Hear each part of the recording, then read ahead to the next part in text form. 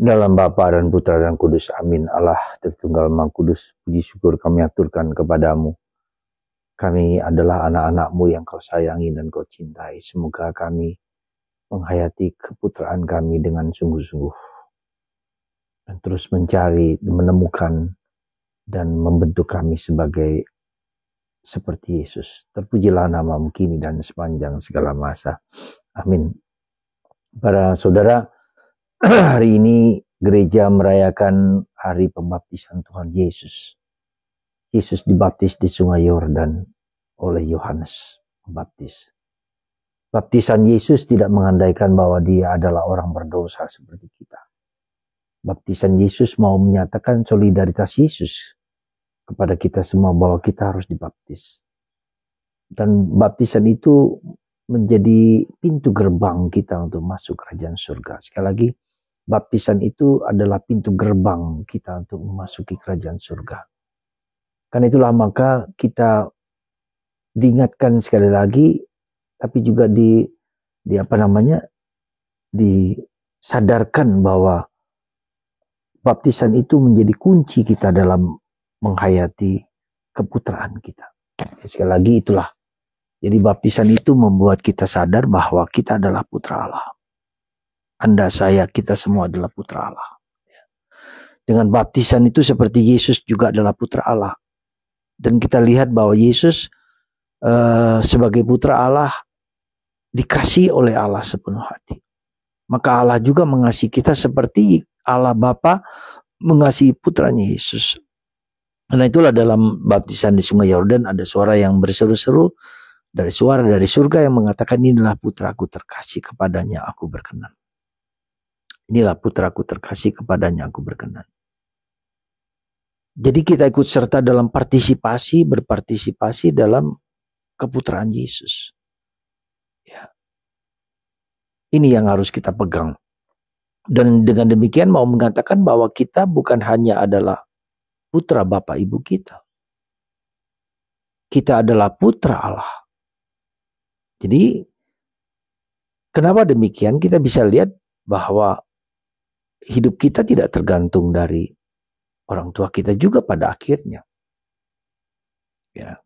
Seperti kita lihat bagaimana ketika Yesus berada di rumah ibadat, di sinagoga, aku harus berada di rumah Bapakku. Maka tugas orang tua dan tugas anak juga untuk menemukan bahwa kita berada di rumah Bapa. Artinya kita harus menjalankan apa yang menjadi kehendak Bapa kita di surga.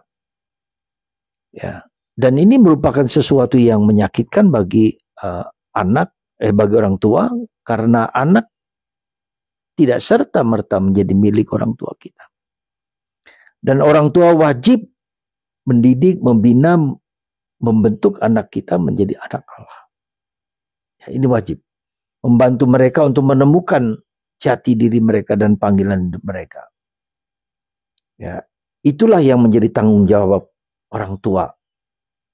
Dan juga menjadi tanggung jawab anak kita sendiri untuk mencari dan menemukan kita adalah anak Allah. Dan inilah tugas yang sangat mulia dan sangat luhur dan sangat sulit di zaman sekarang ini. Ya, bagaimana kita membentuk anak kita menjadi anak Allah. Dan kita menyerahkan anak kita menjadi anak Allah. Dan membantu anak-anak kita untuk menemukan jati diri panggilan hidup mereka. Itu yang pertama. Yang kedua, kita bisa melihat bagaimana mencapai itu. Kita butuh Roh Kudus, Roh Allah, Roh seperti Yesus. Ya, Roh Allah turun ke atasnya dalam berupa burung merpati. Hampir tidak mungkin kita mencapai cita-cita yang sedemikian luhur tanpa kita sadar ya, akan panggilan kita dan Roh Kudus yang membantu kita itu. Ya, itu yang perlu. Kedua, Roh Kudus. Mohon Roh Kudus. Terus sadari akan karunia Roh Kudus. Nah, di samping kita adalah anak Allah, kita juga adalah dibantu oleh komunitas. Itu gereja. Gereja adalah komunitas yang membantu kita bersama-sama. Kita dibentuk oleh Allah. Oleh sesama, oleh gereja. Itulah panggilan kita yang Yang kedua, jadi keterlibatan kita di gereja itu adalah bagian sentral dari panggilan kita menjadi anak Allah. Kita dibentuk, kita bersama-sama dalam konflik, dalam jatuh dan bangun, dalam kesulitan-kesulitan kebersamaan kita. Ya, jadi jangan lupa keterlibatan kita di gereja, di lingkungan, di komunitas, di stasi, itu juga bagian dari proses di mana kita dibentuk oleh Allah bersama-sama. Karena itulah saudaraku terkasih, maka mari sekali lagi kita mohon rahmat ini semua. Dan begitu luar biasa apa yang terkandung dalam baptisan itu. Ya. Kita tidak perlu lagi berdebat apakah harus baptis kita dicemplungkan ke dalam sungai, dimasukkan ke dalam. Memang itu adalah simbolisme kita. Tapi yang penting, unsur penting di sana adalah air. Aku membaptis engkau dalam nama Bapa dan Putra dan Roh Kudus. Rumusan Tritunggal ini yang menjadi esensi ya, dari baptisan itu. Dibaptis dalam Bapa, Putra, dan Roh Kudus. Maka salah satu ciri dari orang Katolik yang baik adalah dibaptis dalam nama Bapa, Putra, dan Roh Kudus. Kita milik Allah Tritunggal Maha Kudus. Luar biasa. Semoga Anda dan kita semua menghayati anugerah ini sebagai suatu karunia yang tak terhingga, dan kita wajib untuk berusaha membantu, mencari, menemukan aku, Anda, saya, kita semua sebagai anak yang dicintai oleh Allah, dikasih oleh Allah. Luar biasa. Tuhan memberkati Anda semua. Bapa, Putra, dan Roh Kudus. Amin.